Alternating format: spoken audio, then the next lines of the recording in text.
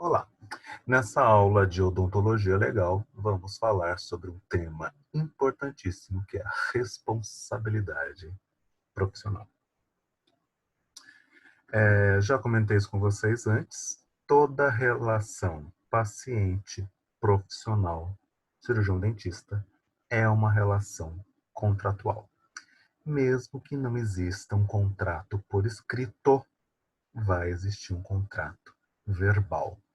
Então, nossa relação é contratual. Por quê? Porque será estabelecido obrigações para ambas as partes. Que obrigações são essas?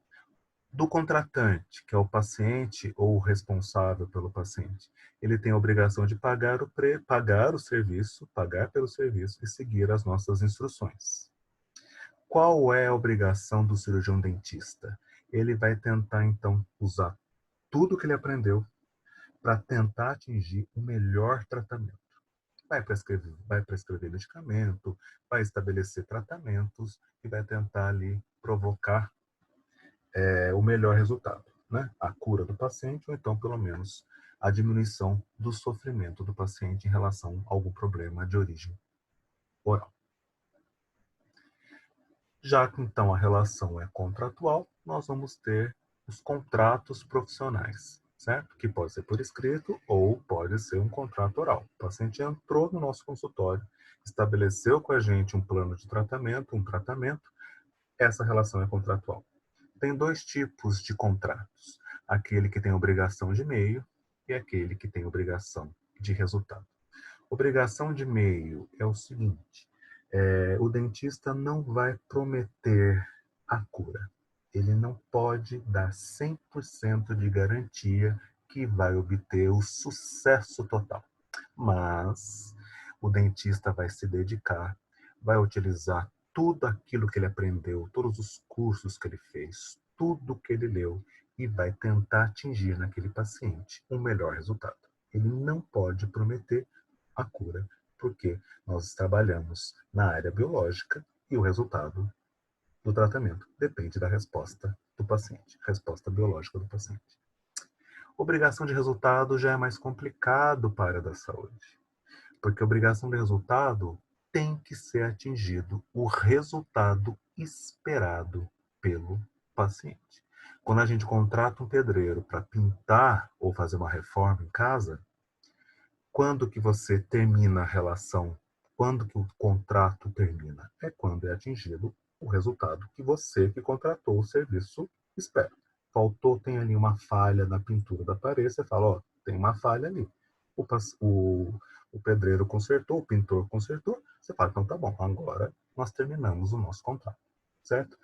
O grande problema é que muitas vezes os juízes consideram, em caso de lide judicial, né, entre dentista e paciente, que o nosso tratamento tem obrigação de resultado.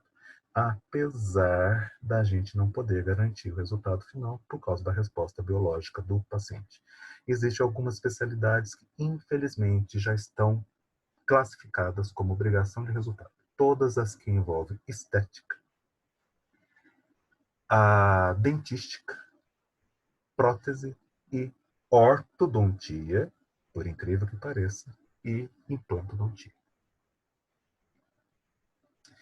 Vamos começar então a falar do erro odontológico. O que é o erro? É o fato física ou psicamente danoso a um paciente, resultado de um agir culpável do cirurgião dentista.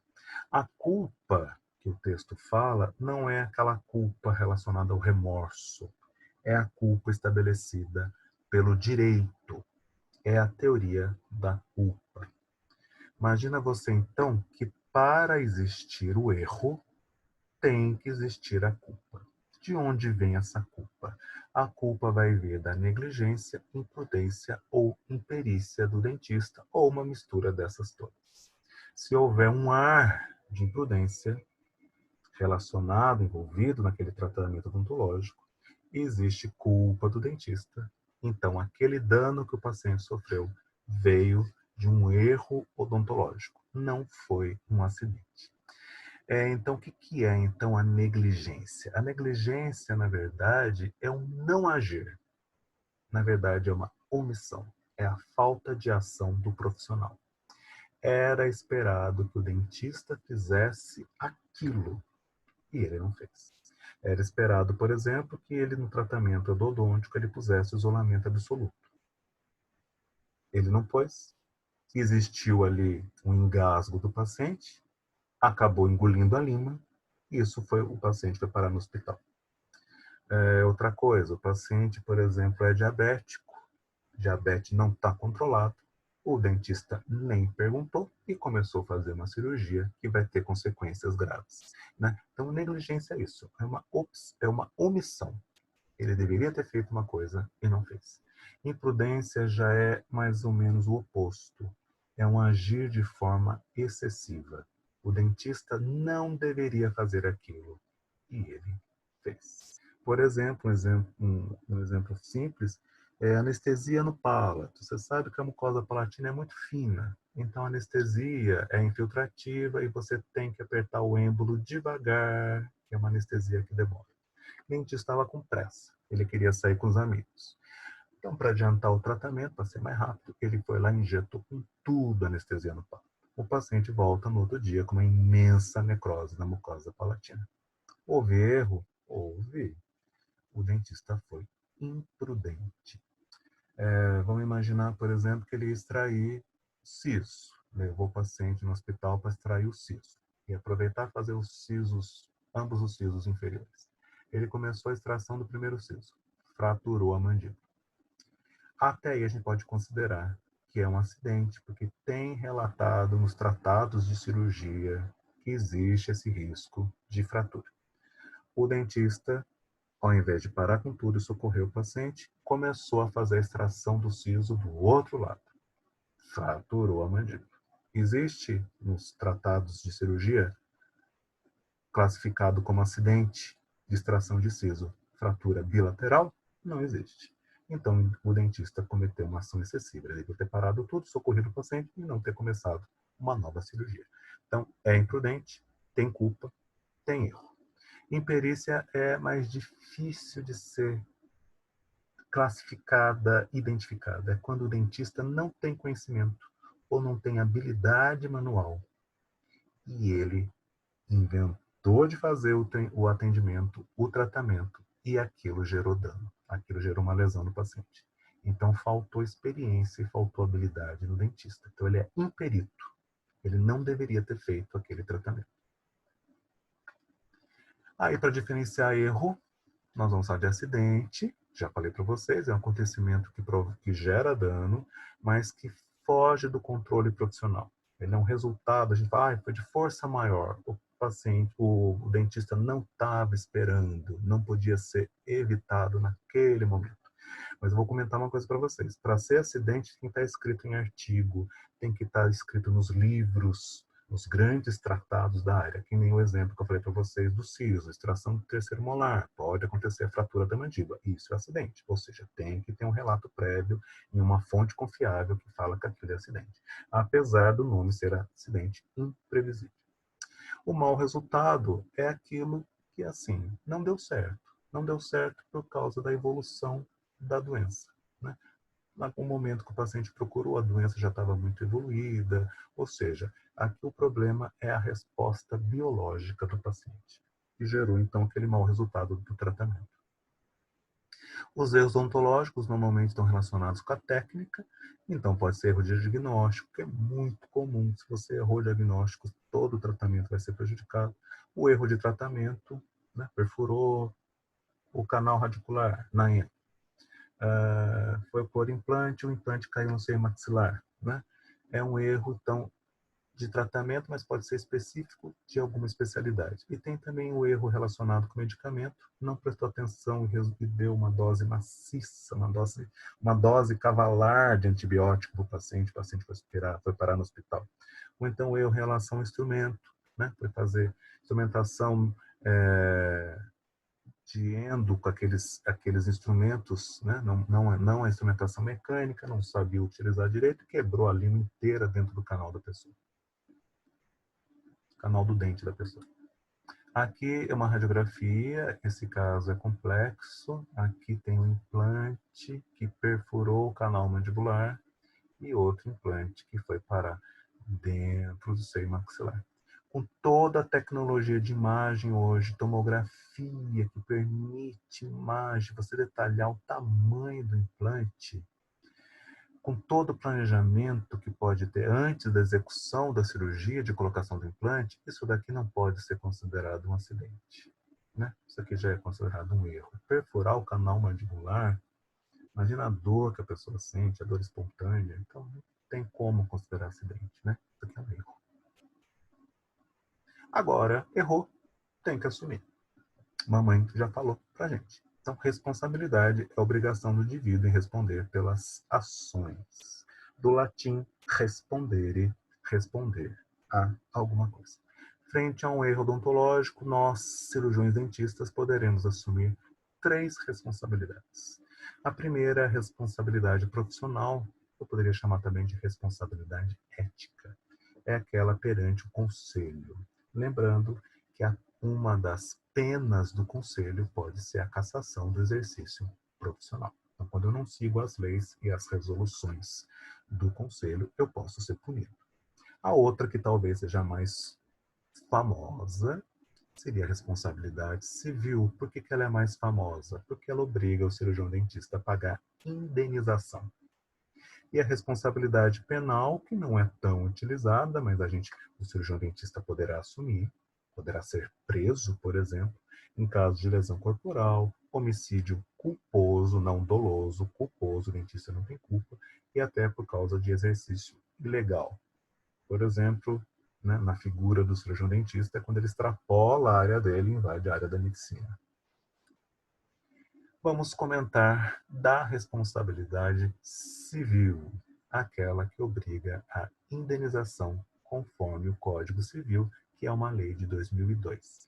No artigo 186 fala aquele que por ação ou omissão voluntária, negligência ou imprudência, olha aí as palavrinhas, violar direito e causar dano a outrem, ainda que moral exclusivamente, comete ato ilícito. Aí o ato ilícito volta no artigo 927. Aquele que por ato ilícito causar dano ao trem fica obrigado a reparar. Não fala cirurgião dentista, mas fala se o cirurgião dentista causar dano a alguém, ele tem obrigação de reparar. Essa é a indenização. Em relação à responsabilidade civil, tem 2 tipos de responsabilidade. Uma que seria mais interessante para o dentista e outra que não é tanto. Então, vamos ver aqui a responsabilidade civil, no caso, a responsabilidade do tipo subjetiva. Para configurar que o dentista tem que assumir essa responsabilidade, tem que existir 5 condições. Primeiro, tem que ter um agente que provocou a lesão, que é o cirurgião dentista. O ato dele, que provocou a lesão. O dano, esse dano pode ser material, que normalmente espera-se, né? Ele provocou lá a perfuração do seio maxilar, o implante caiu dentro do seio maxilar. E pode ter também um dano moral, se aquele indivíduo começou, por exemplo, se o paciente começou a sentir tanta dor que ele não conseguia mais trabalhar, ele não conseguia mais comer, emagreceu, né?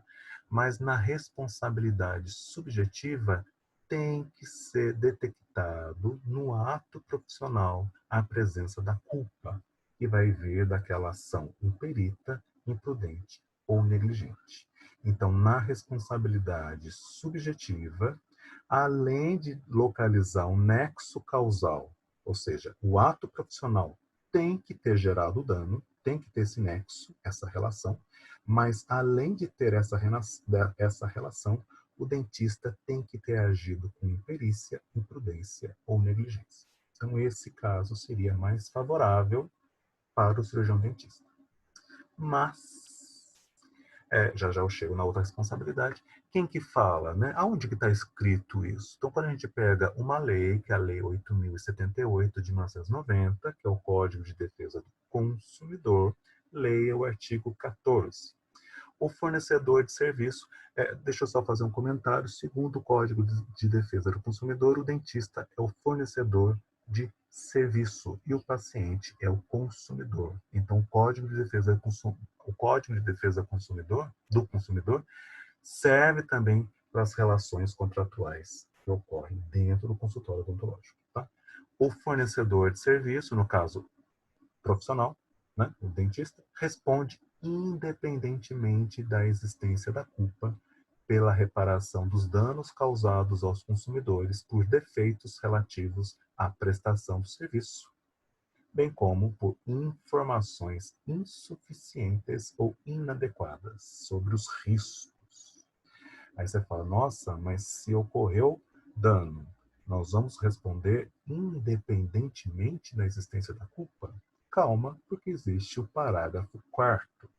A responsabilidade pessoal do profissional liberal, ou seja, nós, dentistas, somos profissionais liberais. A responsabilidade pessoal, ou seja, do indivíduo. Então, não interessa aí se é uma clínica, se é a prefeitura, por exemplo, não é responsabilidade pessoal. Será apurada mediante a verificação da culpa. Então, vale aqui a teoria da culpa, vale então a famosa responsabilidade subjetiva. Então, segundo o Código de Defesa do Consumidor, vale para os profissionais liberais a responsabilidade subjetiva. Como eu já falei, existe a responsabilidade objetiva, que para ser configurada tem que ter só 4 condições. O agente dentista, o ato dele, esse ato gerou dano, ou seja, justamente é o nexo causal entre o ato e o dano. Não precisa verificação de culpa. Essa é a famosa teoria do risco, que marca a responsabilidade. É que é objetiva, perdão. Jesus, o que é objetiva? Então, a teoria do risco está relacionada com a responsabilidade objetiva. O que acontece? Deixa eu até tirar. O que acontece? Como a nossa profissão é uma profissão de risco, eu posso causar dano do paciente, é simples assim. Gerou dano, repare, indenize. Aonde que está isso? Qual é a lei que fala disso? É o Código Civil. Código Civil, a lei de 2002. O Código Civil é muito interessante, porque no artigo 186, ele fala que para cometer o ato ilícito, que precisa obrigado a reparar, esse ato ilícito veio de negligência, imprudência ou omissão. Então, ele considera a responsabilidade subjetiva, mas ele não esquece da responsabilidade objetiva. Ele fala da responsabilidade objetiva para alguns casos. Aonde está isso?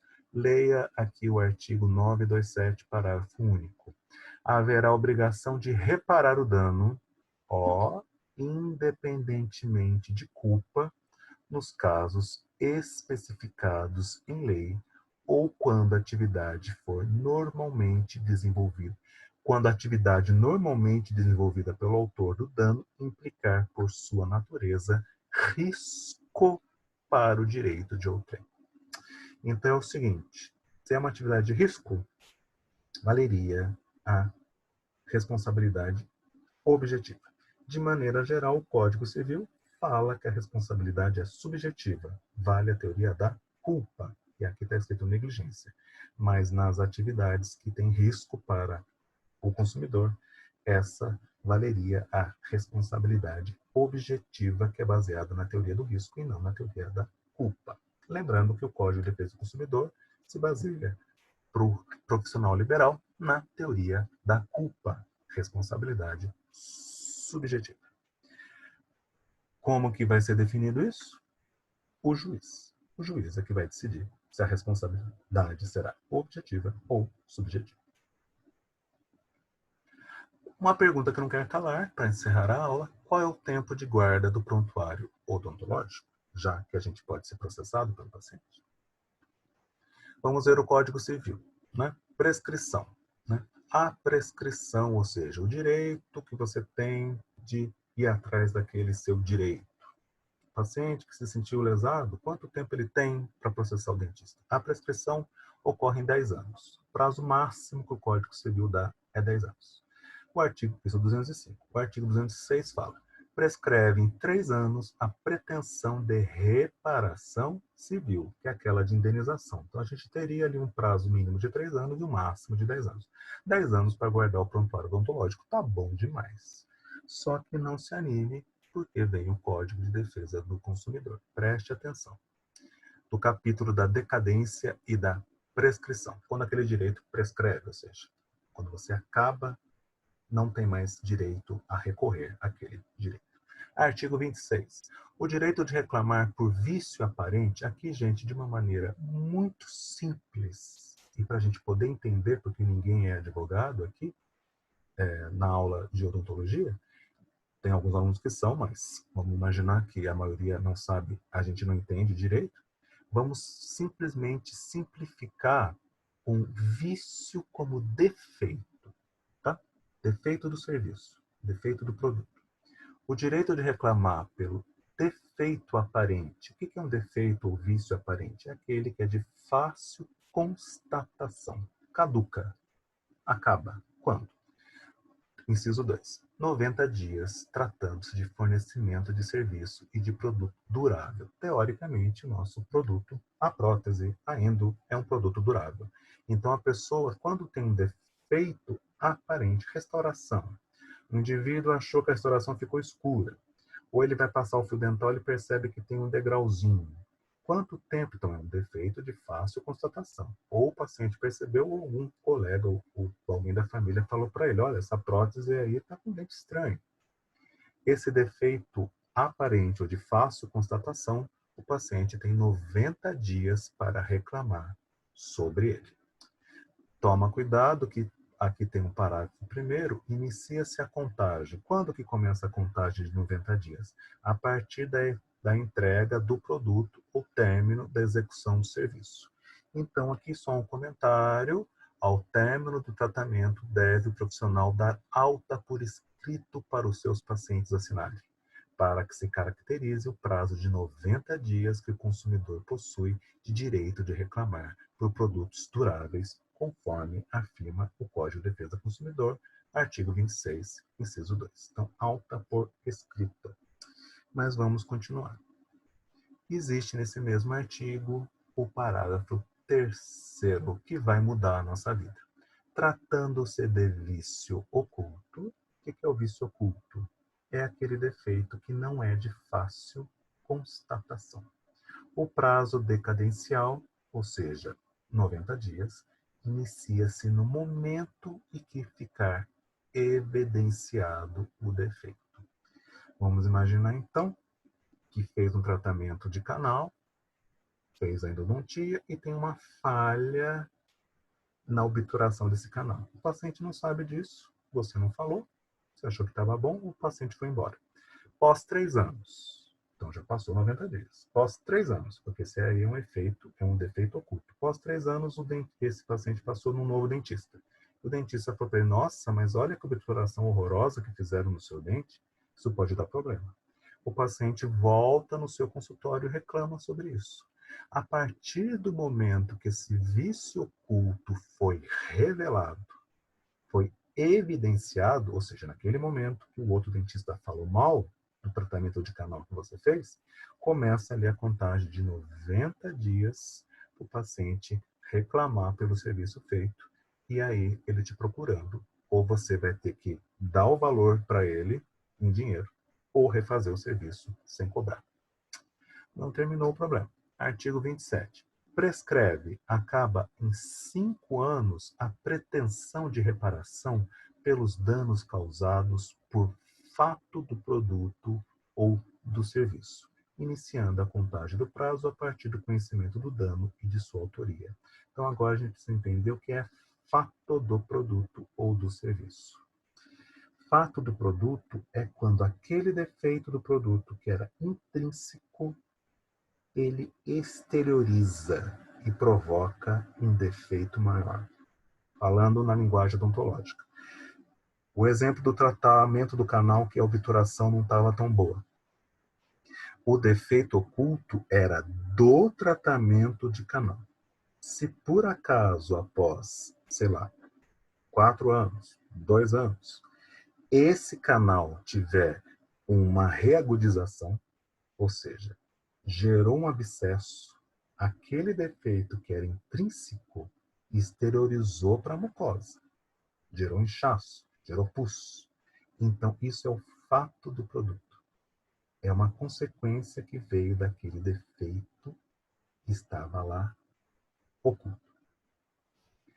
Se acontecer isso, a partir do momento que esse dano foi conhecido, no caso que eu dei para vocês, é o abscesso que veio do tratamento odontológico, a pessoa tem 5 anos de prazo para reclamar sobre o serviço, a partir do momento que foi evidenciado esse fato do serviço ou do produto.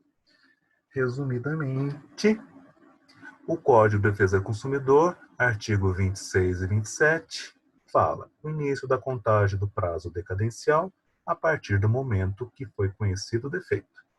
Define, portanto, o tempo da guarda do produto, pois um paciente pode promover uma ação até 5 anos a partir do conhecimento do defeito. Conclusão. Van Heel afirmou que a documentação odontológica deve ser guardada de forma perpétua, pela forma e mecanismo que sejam mais adequados para o profissional. O Moacir da Silva, em 2011, concluiu que o prontuário odontológico deve ser guardado por toda a vida do profissional. Aqui, né, nós temos que ser práticos. Imagina você, se você trabalhar durante anos, a quantidade de documentos de papel que isso é gerado, que vai ser gerado no seu consultório. Você vai ter que alugar uma outra sala para guardar tanto papel. Então, a recomendação prática, que não é minha, inclusive está no livro do professor Moacir da Silva, de 2011, ele fala o seguinte: guarde, se tudo é na forma de papel, se o documento é de papel, guarde por 10 anos, porque você está ali seguindo o que fala o Código Civil, aquele prazo máximo do Código Civil que a gente viu de 10 anos. Depois de 10 anos, o que você faz? Você vai digitalizar o documento. Então, você vai guardar o documento de forma digital, certo? Se o prontuário já é digital, ou seja, não é digitalizado, se o seu prontuário já for digital, ele vai ter que ter um selo de autenticidade. Então, se você for comprar esse prontuário digital, pergunte para o vendedor como é que você faz esse selo para provar que aquele prontuário, né, dependendo das imagens, tudo que você gerou, aquilo não foi manipulado. Como você prova que aquilo é autêntico? Ok? Encerramos aqui o nosso assunto. Espero que vocês tenham gostado.